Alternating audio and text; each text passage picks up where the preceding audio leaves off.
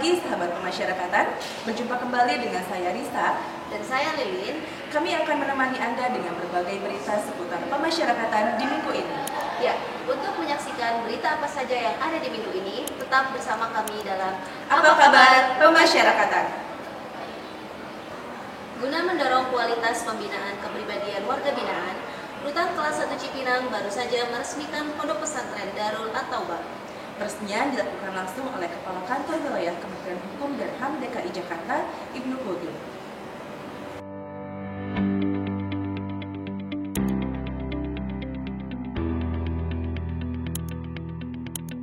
Tiga, dua, satu.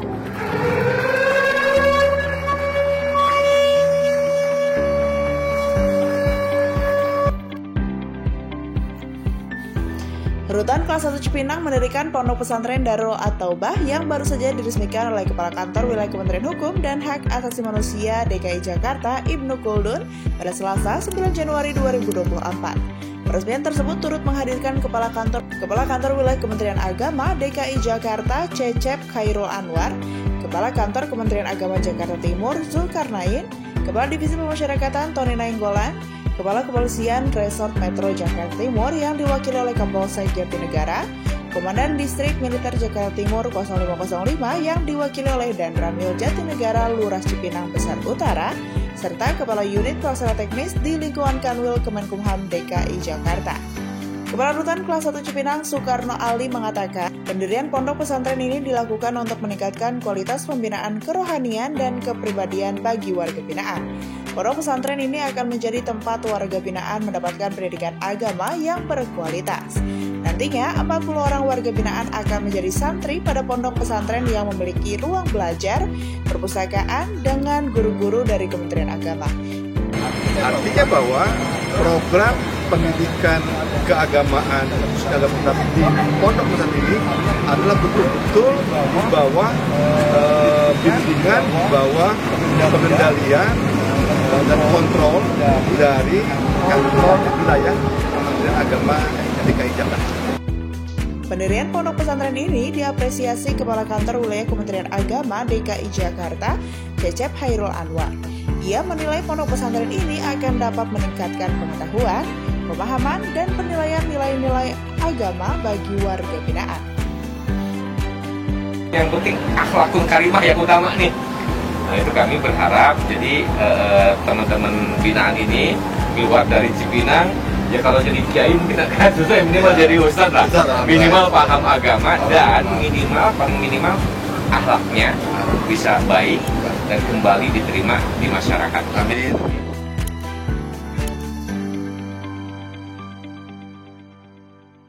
Rutan Banjarnegara punya cara unik untuk mengasah keterampilan warga binaan, yaitu melalui pelatihan pembuatan miniatur kapal pinisi dari bahan bambu.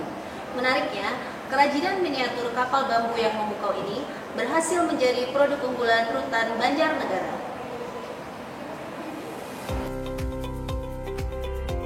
Meski berada di balik jeruji besi, narapidana di Rutan Banjarnegara menghabiskan waktu dengan kegiatan berharga. Melalui program pembinaan kemandirian, keterampilan mereka diasah melalui kegiatan pembuatan miniatur kapal pinisi dari bahan bambu. Menciptakan beraneka karya seni memukau yang tak hanya indah secara visual namun juga menawarkan cerita dari balik jeruji. Kepala Rutan Banjarnegara Bima Ganesha Widyadharma mengatakan warga binaan sebagai pelaku seni dan karya ciptanya ini merupakan aset bangsa yang harus dilestarikan. Untuk itu, pihaknya akan terus membina dan membekali mereka dengan keterampilan positif agar menjadi manusia yang produktif.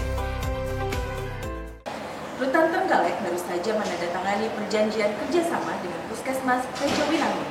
Kerjasama tersebut guna meningkatkan pelayanan kesehatan di dalam rutan, khususnya bagi warga binaan. Kepala Rutan Kelas 2B Trenggalek bersama Kepala Puskesmas Rejowaringin menandatangani perjanjian kerjasama di bidang kesehatan. Perjanjian kerjasama ini guna meningkatkan pelayanan kesehatan di Rutan Trenggalek, khususnya bagi narapidana, melalui penyediaan layanan kebidanan dan kesehatan yang berkualitas. Area kerjasama yang meliputi pemeriksaan kesehatan rutin, konsultasi medis, serta pelayanan kebidanan bagi narapidana perempuan yang membutuhkan. Kolaborasi ini diharapkan dapat menjadi contoh bagi UPT pemasyarakatan lainnya dalam upaya meningkatkan standar pelayanan kesehatan. Merupakan sebagai salah satu kegiatan peningkatan kualitas layanan publik, yaitu berkhusus pada khususnya di bidang kesehatan. Barusan kita menandatangani perjanjian kerjasama dengan Puskesmas PJ Winangun dan Dr. Sandi, di mana akan menunjang program-program kami, yaitu program Dokter Menyapa maupun dari sisi pelayanan khususnya di bidang kesehatan yang ada di Rutan Kelas 2B Trenggalek. Dan saya yakin dengan adanya perjanjian kerjasama ini kita akan bersinergi, berkolaborasi berkaitan dengan meningkatkan kualitas kesehatan maupun mutu kesehatan di Rutan Kelas 2B Trenggalek. Lapas Pemuda Tangerang melaksanakan pembukaan praktik profesi keguruan terpadu bagi Fakultas Agama Islam. Kegiatan tersebut diikuti oleh 30 warga binaan yang menjadi mahasiswa kampus kehidupan. Lapas Pemuda Kelas 2A Tangerang melaksanakan kegiatan pembukaan praktik profesi keguruan terpadu atau PPKT bagi mahasiswa Fakultas Agama Islam Kampus Kehidupan beberapa waktu lalu. Kegiatan ini diikuti oleh 30 warga binaan semester 7 yang menjadi mahasiswa di Kampus Kehidupan. Kegiatan dibuka langsung oleh Dekan Fakultas Agama Islam dan dihadiri jajaran pejabat dan petugas Lapas Pemuda Tangerang. Dengan adanya kegiatan ini diharapkan dapat meningkatkan kualitas pendidikan di Kampus Kehidupan sebagai bagian program pembinaan kepribadian. Bapas Balikpapan memperkuat sinergi dengan berbagai stakeholder yang ada di masyarakat. Sinergi ini untuk meningkatkan efektivitas pengawasan terhadap klien Bapas yang berada di wilayah Kelurahan Baru Ulu.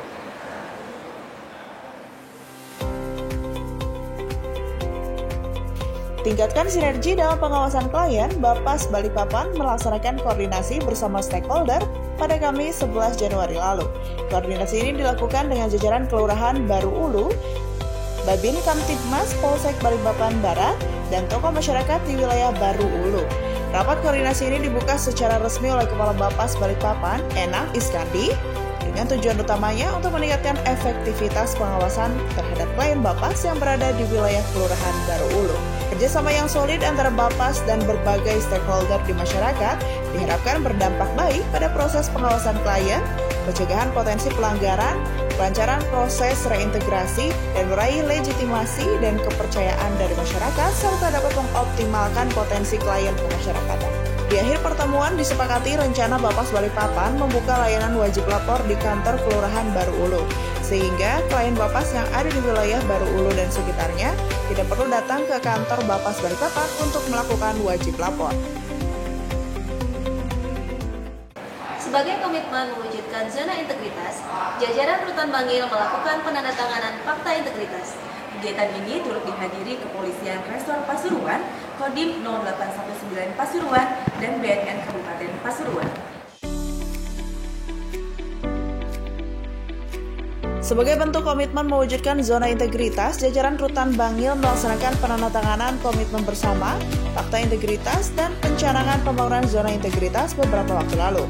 Kegiatan ini dihadiri Kepolisian Resor Pasuruan, Kodim 0819 Pasuruan, dan BNN Kabupaten Pasuruan sebagai bentuk dukungan penuh berbagai sektor terhadap upaya pembangunan zona integritas di Rutan Bangil. Kegiatan ini dilakukan untuk mewujudkan pelayanan publik yang lebih baik, transparan, dan akuntabel. Perwakilan lembaga mitra juga menyampaikan komitmen mereka untuk aktif berpartisipasi dalam mewujudkan tujuan tersebut. Kepala Rutan Bangil, Banat Sofa Kurniawan, berharap kegiatan ini dapat memotivasi seluruh pegawai rutan untuk terus berkontribusi positif dan bekerja secara profesional, menciptakan lingkungan yang bersih dari korupsi serta penuh dengan nilai integritas. Tentunya dalam proses pembangunan zona integritas tidak bisa kami laksanakan sendiri, karena terkait dengan bantuan stakeholder atau mitra kerja. Bagaimana hubungan atau sinergi itu sangat penting, karena kita Rutan Bangil ini salah satu bagian sudah dan fungsinya juga dari teman-teman, salah satu bagian sudah dan fungsinya dari teman-teman dan salah satu bagian fungsi dari teman-teman dari Kodim.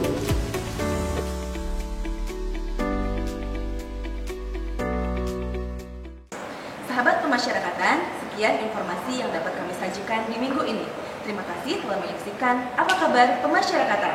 Untuk tetap update informasi seputar pemasyarakatan, terus ikuti media sosial kami di bawah ini. Dan jangan lupa saksikan Apa Kabar Pemasyarakatan. Pemasyarakatan pasti.